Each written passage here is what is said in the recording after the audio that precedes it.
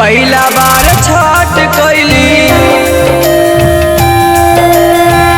पहला बार छठ कैली, पहला बार छठ कैली सासू के साथ जी।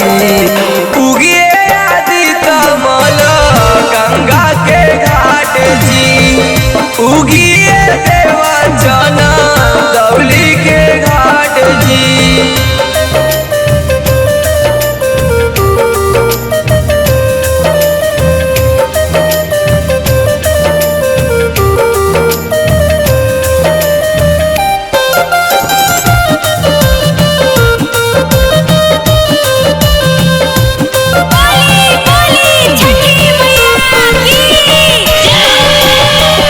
थर थर कापेला भीगली शरीरिया, फेरी ना नजर तनी भगतन के ओरिया।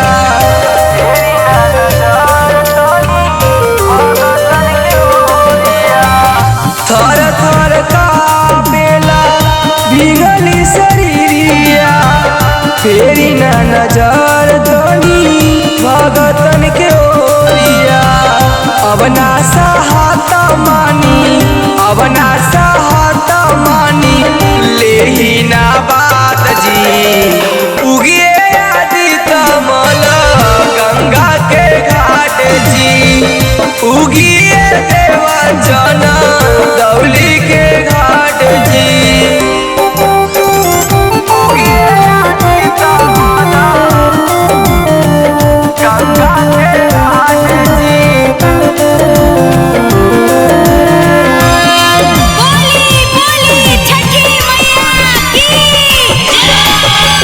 रथवा के हाकी देवा घाटवा के ओर हो, और के बेला काहे करतानी देर हो।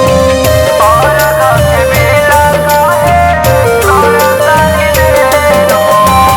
रथवा के हाकी